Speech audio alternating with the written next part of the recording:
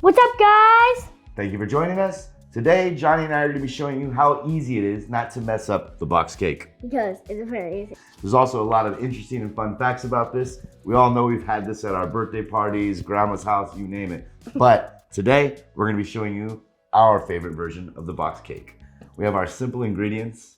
This is not a huge investment to make. These boxes probably are about $2 to $3 each. And you can add, of course, your own ingredients to the mix as well. Before we get into this though, Like and subscribe. like and subscribe so you don't miss any of our videos. It's pretty good, if I do say so myself.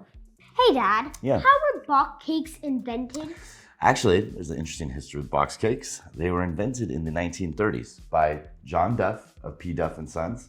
He actually owned a molasses company based out of Pittsburgh that really didn't know what to do with all the extra molasses they had. So came up with this interesting idea, instead of just, leaving that to go to waste, to actually make this into an amazing dish to bake at home.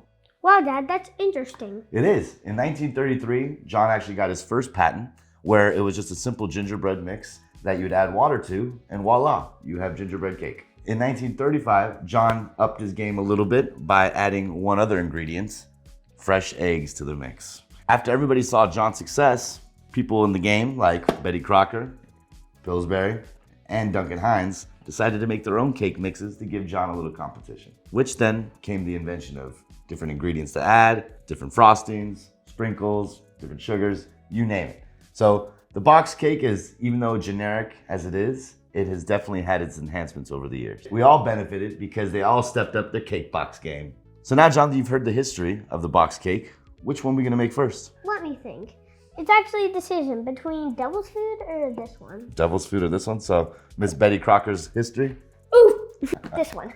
This one, okay. Well, Devil's Chocolate, we'll see you later. Bye.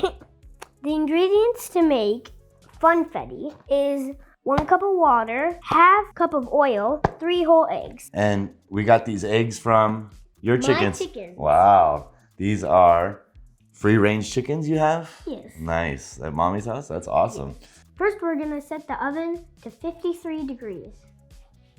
He means 350. So John, why don't you open this up so we can get to our next step? Subscribe for one strong pool. Best thing about this is gonna have everything you need to make the cake, except of course this other little ingredient. I have a question. Do we crunch it up or anything? No, it's already beat up pretty good for us, but we are gonna save a little bit. We're gonna sprinkle that on our pan so that it helps to reduce sticking.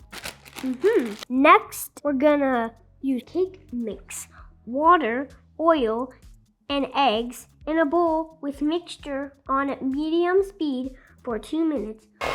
You're like picking up the sprinkles and then they're going through like a car wash. That's very intense.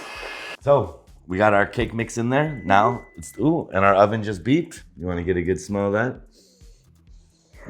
Smells fun. All right, let's get our pan ready. We're gonna be adding just a little bit of coconut oil. We're gonna be using the last bit of our flour that we didn't use for our cake mix. Sprinkle this on a little bit here and there. Could we eat this, Daddy? Or is it not edible? No, you don't wanna eat that. Now that our pan's ready to go, it's time to add that batter. As much as it can take. Oh, look at that beautiness. But it's gonna smell even better than before. It seems you can take all of it. You wanna make sure it's all evenly distributed as best you can. You don't want it to put it too high because you don't want your batter to overflow once you bake it. Pan's ready, oven's ready. What are we doing next? How long are we baking for? 34 minutes. 34 minutes.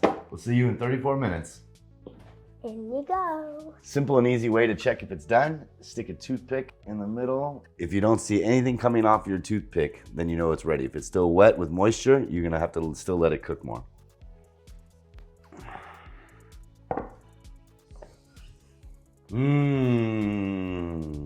This is gonna make your house smell very welcoming and very yummy, like you're gonna wanna lick the wall. We're gonna let this sit for about 10 to 15 minutes. The most important thing is you don't wanna put your icing on too soon, because then what? It will melt. It will melt. We don't want our icing to melt. And then, what are we gonna do next? Eat it.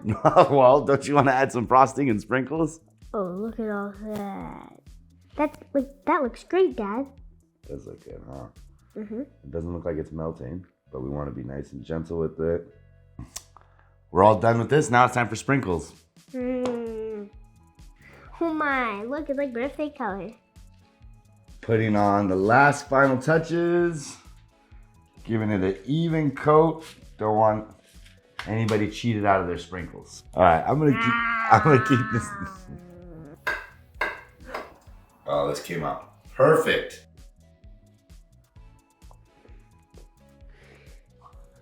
Yeah, is that good? I'll take my second bite.